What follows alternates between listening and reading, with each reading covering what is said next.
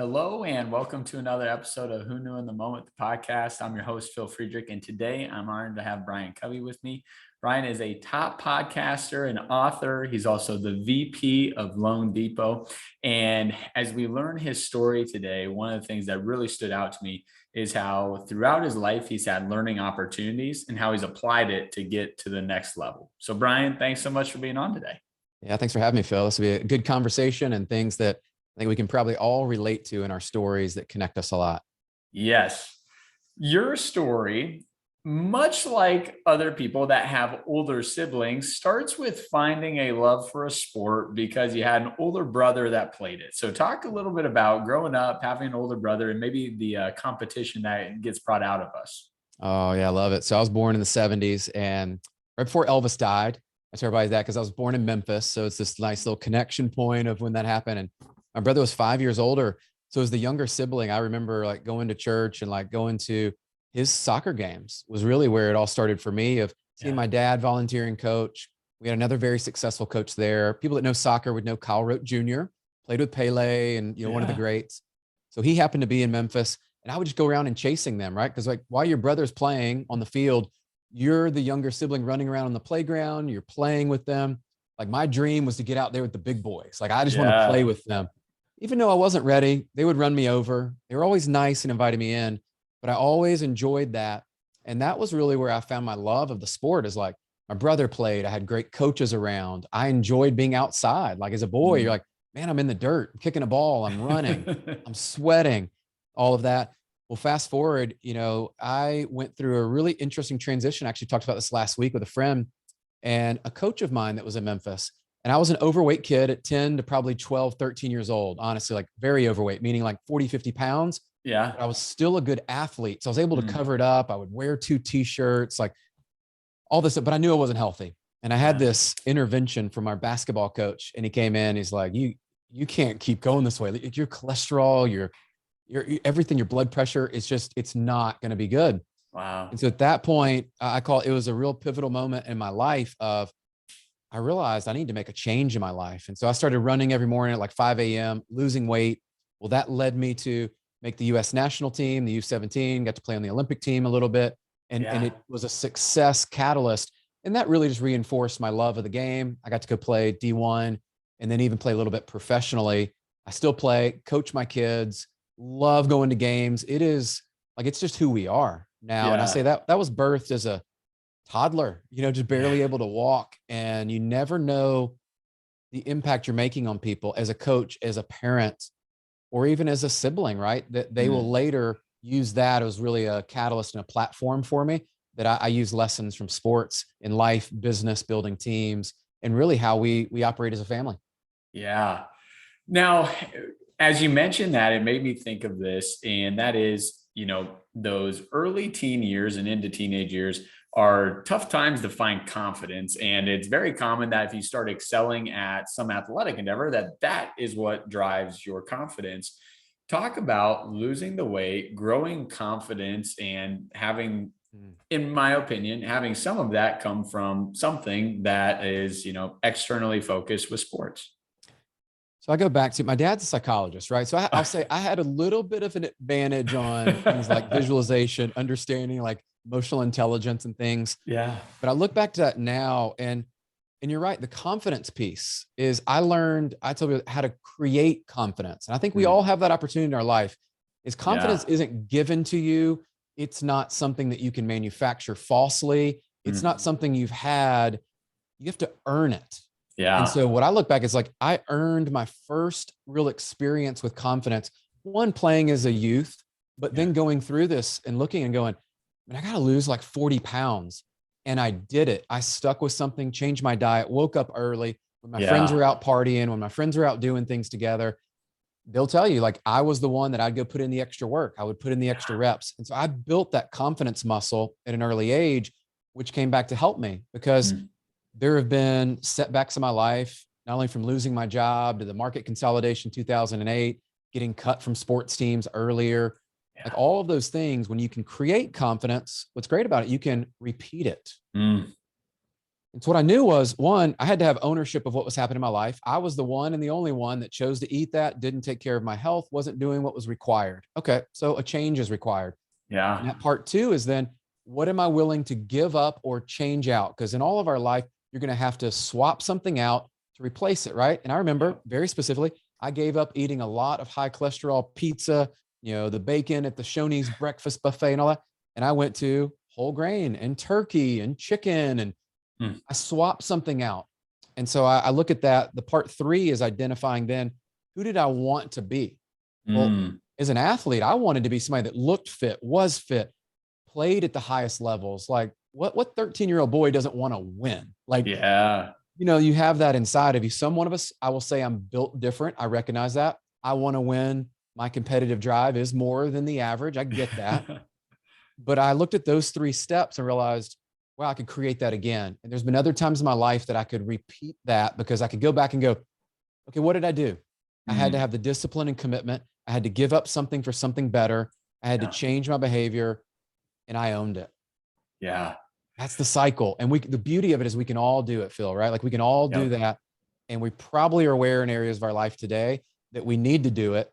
And we're the only ones holding us back from it. Yeah, I love that you say the ownership part, right? There's power in owning up to something. The other thing that I think is interesting, would love to highlight is the conversation that happened between you and that coach, right? I mean, how easy for a coach at, 10, 11, 12 years old to not even say anything, right? Like, hey, he's 10, 11, 12, like kid will figure it out, right? Or, hey, that's more of a parent conversation. But, the courage that it takes to have some of those probably uncomfortable conversations. This is where like I take today's world, right? A little more modern. Like if you're on social media or you're around friends and you're out networking and stuff, people may say ugly things to you, right? Like things that you're like, man, that was really wrong. Whatever it is you're wearing, how you look, how you speak, how you show up to places, whatever it is, even your content you post. Yeah. The reality is there is some truth typically in what people will call their haters or people that they would call me, pizza boy or hey man, you're so fat or whatever. I'd wear two shirts. Like Mm, deep down, I knew there was something in there, not as much as they were trying to hurt me with, but I go, right. yeah, you know what? I do want to be more fit. I do want to be able to do this. I would like to be healthier. And that could even be in your sales life or your marriage life or your wherever you recognize there's areas that improve. So I'd say the ownership is even when people say things that are negative towards you, can you turn that negative into fuel? And I was able to do that throughout my careers. I wasn't the tallest, and I played goalkeeper through college and professionally. And I wasn't 6 feet tall, right under 6 feet. I was not the prototypical. And people would always, even from the fans and the other stands, make fun of that. They would try to call me out. And I'm like, okay, well, if I can't change that, what can I change? Well, I Yeah. can change how good I am with my ball skills. I can change how quick I am, what my agility, my speed, how I read the game. I would study tape. I became as great as I could in all the other areas because I'm not changing that part, right? It's kind of like Yeah. I'm not changing how I look today for the most Yep. part, like maybe lose some weight, cut my hair, whatever. But I am who I am. How do I Yeah. own that and pull out all of my greatness? It's up to Yeah. me. Well, I love that you highlight that because, as Steph Curry just won, another championship, right? I always love to go back and read the draft analysis on Steph Curry. And the beautiful thing about it is there's nothing on there that's false. They say he's undersized for a guard. He's not a phenomenal defender, so he'll probably struggle to guard people in the NBA. And he's a good shooter, but with him being a bit smaller, may not ever be a great shooter. It's like those are all fair, things from the outside to look at and say, yeah, that's possibly true. But to your point, Steph has just mastered his craft, right? He's shot the ball way more times than anyone else in the NBA, and he's figured out how to do it from further back than anyone's ever done it, right? And so he takes some of those weaknesses and figures out how can I maximize my productivity, even though that weakness is still there. I love that story. And for all of us, like people will say things, we have our own limiting beliefs on this. And I look back to that and go, well, if I was able to make it that far and not be just like they would say, like, these are all true facts. Like I am not the size of the typical Right. goalkeeper that plays. And I probably, yes, I was fast and I was fit and I was good with my foot skills, but I wouldn't put myself as the top in any category. But I relate to Steph a lot because the work I see him outside the gym. And I remember Yeah. I would kick against our brick wall at our house 100, 200, 300 times, catch, catch, catch, and just punting off a wall.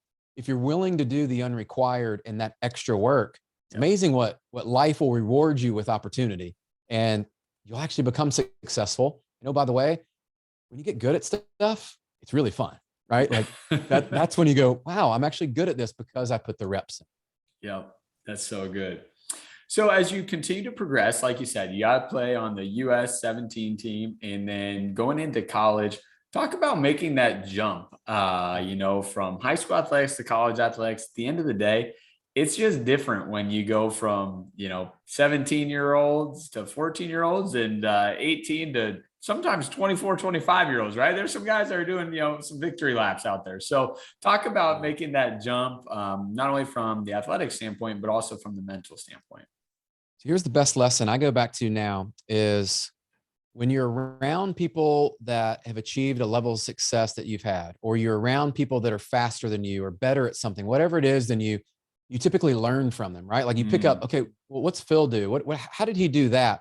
And you start to relate that to what you can do.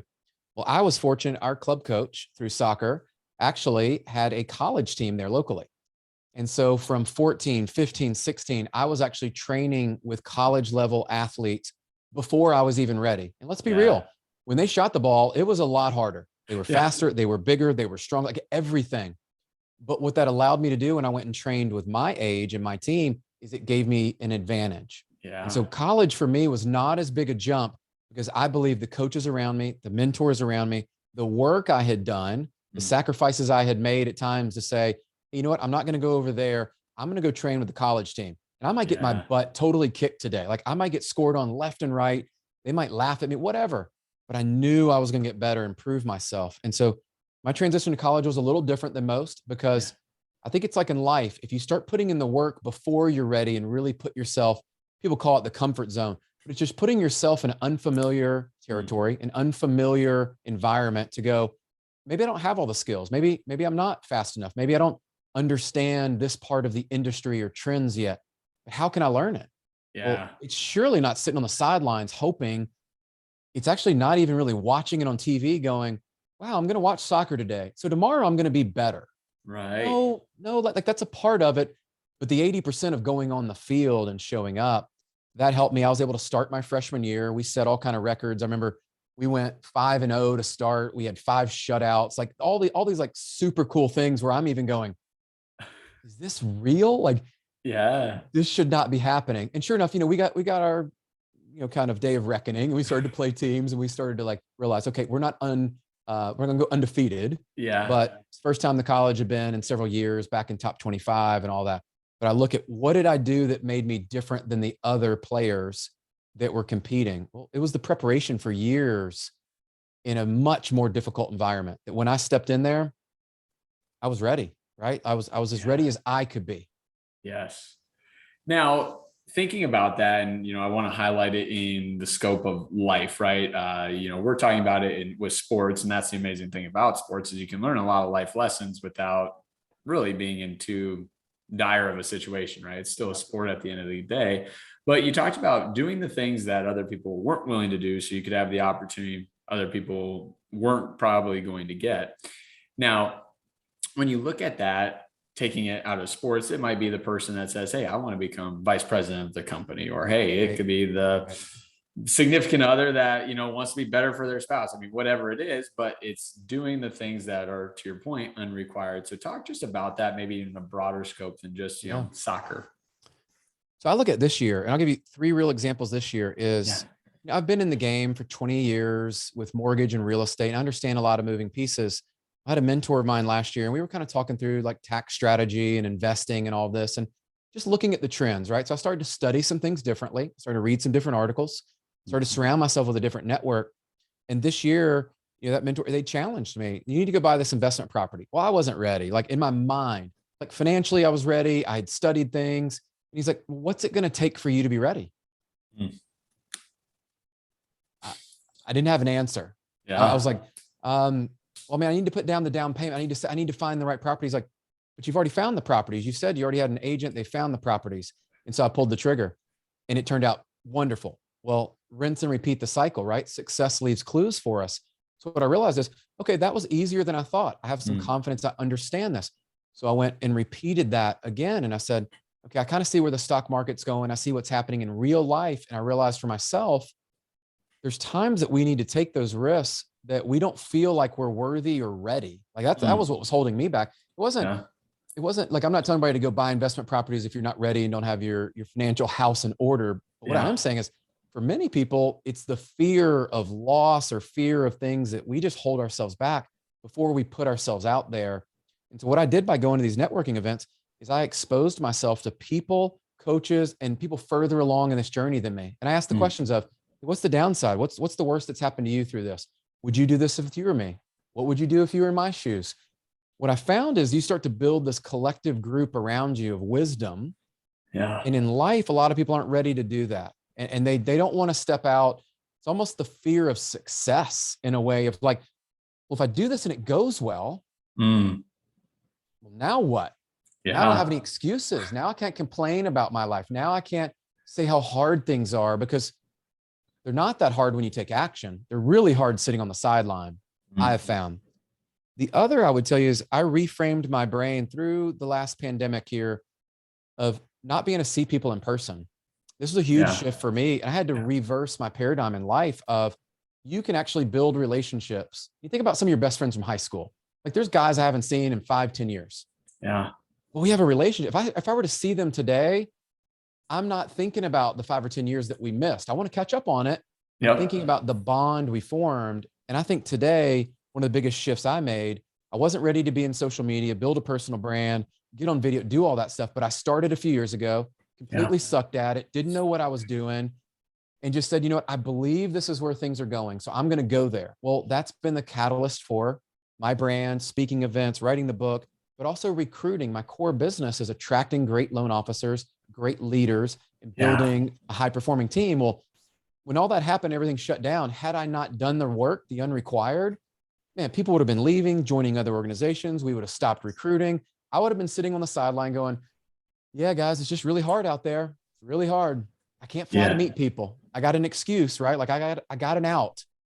I've just decided I want to live a life of no excuses. Like, there's Mm. regrets I have and things I wish I could have done different, but I want to live a life of no excuses, meaning that I show up and I give it my best in that day. And I Yeah. realize, the work I put in today, it does have a payoff. I believe hard work does pay off. So I Yes. show up that way. That's great. So we're graduating from college and we take our first job, and you say, well, after playing some professional soccer, and as you look back on the job, you say, probably not a career job, but I learned a lot of good sales skills here. So talk about that first job and what prompted you to grab onto that. For anybody that, you get your first job, and a lot of people have this glamorous idea, like you're gonna be driving a nice car, suited up, looking great, whatever it looks like for you. You probably have that ideal job that you're like, man, I'm going to show up to the country club over here and it's just going to be amazing, right? Like, I've heard people have that. That was not mine. I could not get hired because my experience was coaching, playing soccer. A little bit of when I was injured, I had sold clothes at a clothing company, like a men's clothing company. So I had some sales skills, but very basic. Well, I go to this career fair at school and I thought, well, I'm going to just see what happens. Like, I'm going to go meet people. I kind of figured out in my own, I liked finance. I liked people. I liked housing. There was something about when people built a house, I would always like be the person that would drive by and stop and look at how a house was built, even though I can't build one myself. I just knew, I was like, this is still really cool. Yeah. Well, a financial company, Wells Fargo Financial, who, if you've ever seen the commercials of like 0% payments, 0% financing on furniture, they were hiring. Well, I quickly came to realize the reason they were hiring is high turnover, high stress job of, we would call everyone that had gotten approved for their furniture, and we would try to cross sell them credit cards, auto loans, maybe debt consolidation with their mortgage involved. And I worked in a strip center, super glamorous, next to a basically kind of, I would say like an Asian buffet kind of Yeah. place, like a Chinese buffet place and a pizza place. So super healthy options, driving almost an hour each way. And I remember showing up, I'm like, I don't really know what I'm doing. And they're asking you to make calls. And I'm in my mid-20s going, I'm calling people that are double my age, significantly more money than I've ever seen. much more educated, and I've got to try to get them to come in the office or sell them on something. Yeah. So the reps, I will just say, we had to make calls every day, 50 to 100 calls, and you're just pounding the phones, pounding the phones. But I will say, learning the reps, learning credit, income, assets, and having a great mentor. The advice I would give anyone, and why I share that is, when you take your first job, it is going to be really a framework for how you view work and a career. And I Yeah. realized while that might not be the job, there were things that I loved about it and there were things I didn't like about it. And so about a year and a half later, I got promoted. I moved out as my friends were starting to buy houses. And I said, you know what? I love the part about people buying a house, not refinancing, not getting furniture, auto loans and such. My wife and I at the time, we were engaged, we were buying our first house. And I realized there weren't many people out there my age that I could relate to, that all my friends were asking me at church and sports, like, how do I buy a house? Do I qualify? Like, what should I buy? Where? I could help solve a problem, and actually knew something about credit, income, assets. Yeah. So I transferred to the other side, got into mortgage. And from there has really been the catalyst for my career of starting to understand that side of the business. And I've just, almost like soccer, I've fallen in love with the American dream. I remember buying our first house, 2002, 7% interest rate. We were renting in a small apartment and I was just over the moon excited. So anybody out there looking to buy a house and you're like, man, rates are high. Yeah, we bought at 7 with an employee loan. Yep. And we had moved out of an apartment that we were renting for about $1,100 a month. And our mortgage payment was about the same. But I knew and I believed the only way to really generate wealth was to buy a house. And so I've carried that mission and message on now and try to share that with people. And it's become really kind of a foundation for why I do what I do, is be able to teach people that may not know that or their families never experienced it. And I'm still learning that side of the game as well. Like, how do you build generational wealth through investing in multiple properties now? So kind of just layering and learning. Mhm. Now, you've mentioned this a couple of times, so I'd be remiss if I didn't at least highlight it. And that is, this idea of feedback from people that you respect, admire, mentors. Now, I think sometimes people will listen to every comment that comes into their head, and that's probably worse than getting no comments coming through. But surrounding yourself with people that you truly respect and maybe are subject matter experts in the area you're trying to be, gain knowledge in. Talk about that process for you and how you kind of go through allowing a person to become a mentor for you, or how you go about approaching someone. All right, they do know what they're talking about. I want to learn from that. Oh, I love that. So one of our core values we've shared with our team, and I had to learn this through cycles of building teams, successfully and unsuccessful. Like when there was tension or there was just teams that didn't perform, they were disjointed, is one of our core values is coachability. Are you coachable?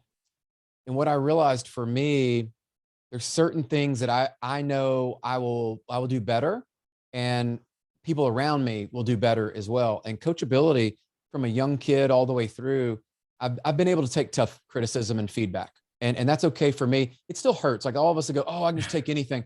There's sometimes that feedback, it stings because it's true typically. Right. You could be doing better, and you're the one that's holding you back. Yeah. And so what I would share, I invested early in my career. There's a guy named Todd Duncan. He's still in the business now. And, we used to buy the old CDs, right? And they would send out the CDs every month. And I was the student, and I would print out guidelines. I would listen to the CDs, and I would ask our manager at the time, hey, can I teach on some of this at the next sales meeting? Can I share what I'm learning? And I was an early adopter. So I put that early adopter with my coachability, and I would adopt new technology. I would adopt new products and programs that rolled out to us. I would go study them, understand them, and I would just get in the game and start talking about them. That's how I would learn. It's like, well, it's one thing to read a program guideline, but then to go solve a problem for a customer. Anybody that's in sales listening to this is, look, your job is to solve people's problems. The bigger the problems, the more people will pay you. Yep. And what I realized was, well, if I could learn products and programs and I could help people solve real problems and give them expert advice, well, they would refer more people to me. And that was an early lesson. And so every week I would start going through these CDs and I would start sharing them and I would start learning. And throughout my career, the one I would say regret, honestly, is that I didn't invest more in myself. And I've kind of landed lately, and I'll just put it out there as kind of like a stakeholder, is I put 10% the other day. I went back in my biggest seasons of growth. And when I invested that 10% or more of my income back in myself, networking events, coaches, mentors, things that were really about myself, my brand, all of that, growth happened. like real growth. When I was under that and I played small and I'm like, I'm investing a few $100s here, a few $100s there, I didn't grow. And I looked at those seasons of like, when did I really grow? I think everybody listening needs to get honest with yourself, because the reality is, until you're willing to invest in yourself, how do you expect anybody to invest in you? Honestly. Yeah. When I started putting money in myself, mentors showed up left and right. People saw that I was serious. And so, you feel that's what I would say to anyone. When you start investing in you and people see the dollars behind it and the time and the commitment, oh boy, the game changes. Yeah, that's good. Now, as you're progressing in the mortgage industry, eventually you go from really, I guess, facilitating mortgages to managing the team members that are facilitating mortgages. Now, there's certain people that are cut out for that. There's certain times that companies just say, well, you're really good at this, so you should manage people. And it's like, well, this is a dumpster fire waiting to happen. So how did that come to be? And, how did somebody one day decide, you know what, Brian, I think this is good, or maybe you brought the idea to them? So our industry's been known for promote the top producer, right? Because they're going to figure it all out. They're going to teach everybody their way. Parts of that were good. Yeah. The only real leadership training I had, as I look back before I got promoted, was I was captain with our college team, our club team. And also I had some leadership experience of leading a sports team. Well, leading that sports team to leading a team in the business world that people are much older than you, different diverse backgrounds that you haven't dealt with in business before, where you're now having to manage expectations and performance. I had to learn. So I went through all the Myers-Briggs, the 360 feedback, DISC profiles. Again, I was fortunate in my dad being a psychologist. There's certain tests. And I'm like, I went on this journey of like, who is Brian as a leader? And the hard part is, if you don't have great leaders around you, you'll pull this from this one, this from this one. And you're like, but I didn't have clarity. This was a real missing structure for me. I didn't know who I wanted to be as a leader. Yeah. I could look at other leaders and go, I like what they do.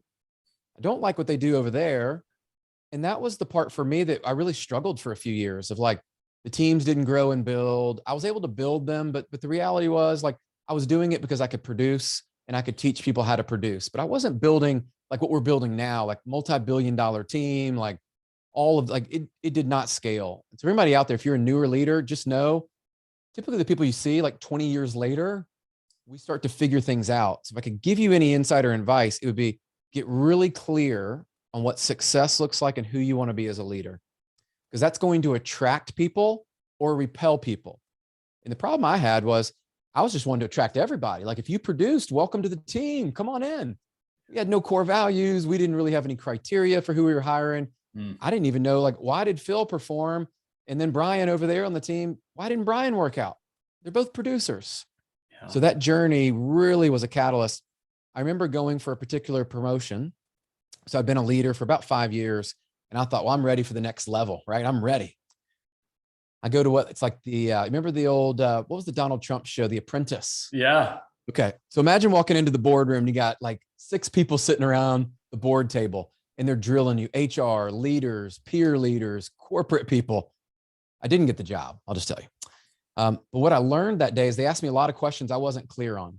And again, if I couldn't answer that as a leader, it was a gut check of, well, if you're not able to answer those and you can't articulate your vision and you don't know where you're going to go and how you're going to get there, well, they shouldn't hire me, right? Like, but I continued kind of back to the soccer playing with the college. I put myself in situations that maybe I wasn't ready for.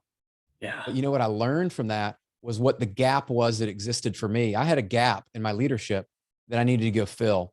So out of one of the panelists, I asked them, I said, hey, look, I didn't get the role. Obviously, I would love, you gave me some feedback in writing, but would you mentor me? And then one of my best mentors up in Chicago. And I remember he just took me through like leadership. Here's how I would deal with that. I could call, and I started to get some structure to my world. That was another, I would call it again, a catalyst of, I had a growth season because I started investing, right? And then I went out and got my own coach. So that was a pivotal moment for me, just to realize, and Brian's the leader.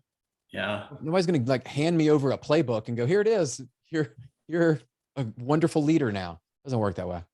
Well, I love the consistent theme though of the ownership piece, right? I mean, how many folks don't get the job and they say, "Oh, well, that's their company's miss," right? Because we don't That's want right. to, own up to the fact that, well, maybe I wasn't ready for it, right? Maybe that wasn't something that I was supposed to get at this point.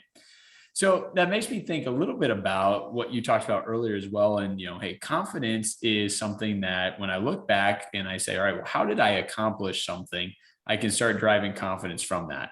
I think for a lot of people, we take or put our confidence in the result that's happened, but we don't take the time to reflect on why the result happened, right? What was the effort I put in? Now, for you, you've been able to excel at so many things. I think it would be easy to get your confidence wrapped up in accomplishments. Yeah. But for you, how does Brian derive confidence today? And how did you start processing that opposed to being like, oh, well, I'm a really good soccer player? We know athletes struggle with that, right? Or top Yeah. producers in a company. Well, no, I'm a top producer, and that's where the confidence comes from. And then all of a sudden that goes away. So talk about that for you. Yeah, there's a dichotomy to this I think that exists for everybody. Is like I'm very results oriented, highly competitive, achiever person. And so to separate the two of that and realize that I'm also a product and service and on my own journey getting better, how I evaluate it, I was actually talking to my coach this morning, is some of the conversations I'm having now versus 5 or 10 years ago. I recognize very clearly I'm having better conversations. I'm more prepared. The outcome of the conversations are better. And so I can look and go, wow, I've grown in that very specific area.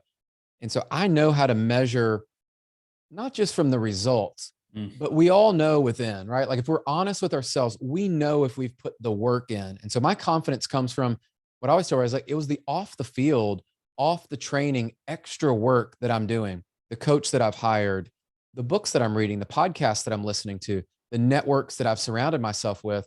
My confidence comes from trying new things and being okay that I'm not going to understand it. I'm going to have questions and actually showing up from a place of, I'm just here to learn, right? Mm. And even investing in real estate this year, I spent a couple of years asking questions, making sure I understood that. And then I took some decisive action on that. And so my confidence really comes from anytime I've taken a decision, I look back and I'm like, what's the worst that could happen?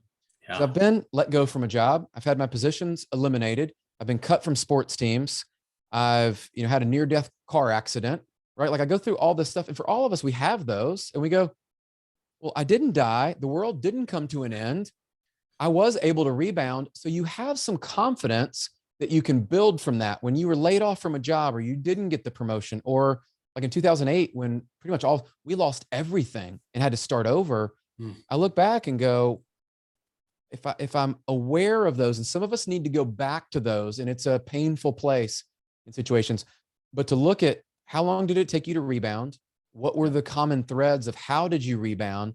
And I look at how can I narrow the gap between, did it take me a year to get back on my feet where I wanted, or 6 months, Mm. 2 years, or a year? What I'm always trying to do is shorten that window of when I get knocked down, which does happen a lot. Yeah. I just don't make a big deal of it because I'm like, you know what? How I respond matters. I'm not going to react out of emotion and get all worried because no matter what comes, even in this difficult market today, it's being cut. Like I was sharing, the 50% of the mortgage is being done. I'm not going to panic. Yeah. My confidence comes from I've been through this before. I'm confident that I'm going to do what's required. And I actually believe this too. I'm going to do more than what my competition's going to do. And the reason Mm. I know that is I wake up early and go work out. I build confidence. I Yeah. show up for my family on a regular basis every day and every week. I'm going to build confidence because most people, their family life's a wreck, so their business is a wreck. I'm just going to call it what it is. I'm reading and listening to podcasts every day, every week, and filling my brain with quality, Mm. quality information. The people that I allow in my life to influence me, I've selected. My scroll of my feed on Instagram or Facebook is highly curated to what I want, and I remove all the other. And so I look at that and just go, well, I should be confident from the standpoint of I'm doing all that I need to do to show up to win. Now, Yeah. balance that dichotomy again of I always think I can do more. Because Yep. and I'll just admit to it. That is how I'm wired. And I've got a coach that he calls it the unrequired. And I figured out in my day, I had to quantify the unrequired because there were days I would leave and I could have had an amazing day, right? Like hit all my sales goals, like everything's jiving, but I could still feel like I didn't do enough. Yeah. So if that's you and you're like, dude, that is me, Brian, I get it. Well, what I started doing in the gym or at home or wherever, I kind of adopted the Ed Milet strategy of one more before it was Yeah. popular. Yeah. And we talked about with our team, like, we're going to make one more sales call. I'm going to do one more face-to-face this week. I'm going to do one more one-on-one. I'm going to do one more rep in the gym. I'm going to do one more set in the gym, one more round. And I just kind of have built a life now where I'm running with my son yesterday. He's riding his bike and he tells me he's going to run a mile with me. Right. So he's riding some and I'm running and he says he's going to run a mile. I said, hey, how about we run out a mile and we run back a mile? We'll get one more in. Well, he Yeah. does it. It's not so bad. He goes, you know what? Next time I think I could do one more. I go, yeah, you can. I go, but we did one more today. We accomplished that. And so you have to allow yourself to celebrate that small win for a few moments. Yep. And then realize, hey, you know what? The next day I got to put the work in again. And that's helped me rewire. And I take things a day at a time. Every day I look at it as I'm showing up. This is the game today. And I've got to win today. And it was less overwhelming and less defeating when I'd have these feelings of I could do more. Well, of course you could do more. Like, there's 24 hours in a day. Yep. Don't sleep. Don't do that. Yeah. Okay. Let's be real about how you're going to sustain long-term success. That's so good. You're going to want to rewind and repeat that segment there. That's good. So you now have this top podcast. And so talk a little bit about what was the anchor, or sorry, not the anchor, but the catalyst to get you going on a podcast. So as part of right before everything kind of shut down in 2020 in March, I wanted to bring people on that I felt like I had a cool network. I had some good people. And originally the idea was I would have people come into the office because back then we were traveling. People would come into Nashville. I would just have cool people on, real estate agents, mortgage brokers, musicians and all that. Well, that quickly changed in March, which was actually in the moment. I'm like, oh crap, I built this studio. I got all this stuff. Well, here's what I realized, Phil, that was a blessing because I was able to get people on Zoom and on meetings. They would have never flown to Nashville and met with Brian. Like, they didn't know who I was. And I had a couple big breaks early. And so the design of it originally was not what it very quickly in about 60 or 90 days, which is another life lesson. You may start a business. You may think you're going this way on a project. You may make a change in your life and your health, your fitness, your mindset, whatever. 69 days in, you go, well, that isn't working. I got to go this way. Yeah. So what we did very quickly is we started scheduling Zoom calls and I reached out to my network. And amazingly, during that time, I took advantage of an opportunity that, by the way, everyone had. I was just willing to step into the game. And the design was, I wanted people to share how they have overcome adversity. What were their tips and keys, kind of their combination to success? And so we went through that, and that was what we built. And every guest, what's cool is almost 100 episodes in, I look and go, man, that's 100. I never thought about it. That's 100 people I've been able to talk to that have in a way coached and mentored me and shared their wisdom and their life experience, which again, where do I get confidence from sometimes? I mean, I've talked to a lot of people that are very successful and some are on the up and up, like on the rise. And I go, man, they shared this with me. I implemented it. It worked. Yeah. That's life. So that was how the podcast was birthed. And we've taken off from there. And it's been more of a project of how do I just give back? It's not, obviously not something I really set out to monetize or any of that, but it's been cool because now I have content created. I'm getting coached and mentored. And I've built the awareness around my brand in the market where, again, as a leader, how do you differentiate yourself? Not many leaders have the podcast in my industry with the people and what we're bringing, I believe, to the table. I love it. And you also have written a book. So talk a little bit about, how that came to be and then a little premise of it. And that will be the, chomping at the bit that we should go buy the book. Love it. Well, I'll do a little selfish plug there. Hey, right? there it is. There, Not there selfish. I brought it up. You brought it up. So I've got it there.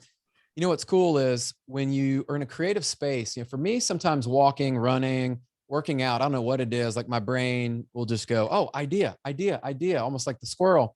And I have to like voice memo it to keep track.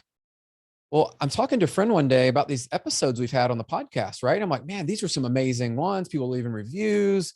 They're hitting me up going, this really made a difference in my life. Yeah. And I thought, well, I also know some people in my life. I'll include my parents and some other generations. They don't listen to podcasts. They love a book.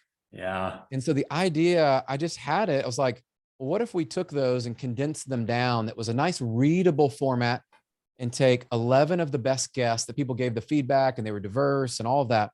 And we did it in a written format. And so it was nice for me because I said, I'm going to do a book. So I wanted to stay and honor that commitment. And two, I wanted to add value in the marketplace. Like I didn't want a book that had been written or something. So I go, oh yeah, heard that, been there, another hokey book. Yep. And then I thought, three, those are really good episodes. What if we put them in written format? Maybe this could be a new trend and we could actually repeat this. And we probably will, by the way, now that we've got enough other episodes that I believe we could go out and this could actually be a rinse and repeat cycle for us. And Yeah. funny, the other day, one of our leaders sent me 40 books to sign, and they're using that now to hand out on sales calls and to How impact cool. people in their community. Yeah. And I've had people buy hundreds of them for sales events and meetings, and I'm going, I never believed in the wildest. I thought my parents would buy it, right? Like a few of my friends. So you never know. Again, life lessons are all around. Until you take that step, you never know what's going to happen on the other side. I love it. Brian, are there any other pivotal moments as you reflect back, you think about, who knew when that was happening that led to this? I love that you talked about, the transition of, 2008, but anything else that really stands out to you? Those are the big ones. I go back to the last career move I made. I had a leader that actually, if you all can relate to this, that I'd really put a lot of trust. Sometimes you put a lot of trust in a leader and all that, and they'll tell you things to do. But then when stuff hits the fan, they're like, oh no, that is all you. And they abandon you, right? Like that leader. Yeah. I hadn't experienced that in my career. That was a lesson and actually a catalyst for me to change even organizations, because we just didn't believe the same things and values and ownership and accountability. But it also was an insight into myself that I let myself become a victim to that circumstance. That was probably one of the biggest things, because I was comfortable. I was making good money. I was in a great position. I really enjoyed all the people around me. It was the best way to describe it. I was comfortable. Yeah. Right. And I didn't know on the other side of that I would have to work hard, start over. But man, let me just tell you, our team back then, we were doing close to $1 billion. It was awesome. I started back, for those of you listen, if you can wrap your head around this one, is I went all the way back down to 125 million a year, which by the way, basically means I was doing like 15%. Yeah. We did over $2.5 billion within 4 years. Wow. And it's sustainable. We've got the road to 10 billion that we're on. Sometimes you're in a good situation, you're not in a great situation. And I believe that happened to me to open my eyes. And I look back and I go, take the people and the emotion aside. That was what I think, God was teaching me through that season was, hey, Brian, I got something bigger for you, but you got to let go of the good to go for great. And you probably have those things that come up, and they're not going to come up every day, every month, or every year. But when you have that, my encouragement to you would be, take the risk and go for it. Bet on yourself, build it the way you want to, with the people you want to. And it is fun. It is so much fun when you get to do that. Because now I go, I get to do this. I don't have to do it. I get to do all this stuff. And it would never have happened had all that not happened the way that it did. Wow. Yeah. I think about that. And, to your point, I can settle for something that's good, right? But good is the enemy of great, because if I'm okay with being good, I'm not going to push myself to try and become great. That's right. Man, it happens. It happens. It does. Absolutely. Well, Brian, I want to say thanks so much for your time today and just sharing your story and the pivotal moments. And I mean, I just think back to it, and being a younger brother myself, I can relate with having that 5-year age gap. And it's like, there's a lot of things that just get ingrained in that head from, 4, 5, 6 years old that end up being a good thing later on in life if you can make the connections. But I'm excited to continue to follow your journey, and, I have to have you back on in probably a year or two as you just continue to do great things and highlight all the pivotal moments that have happened since.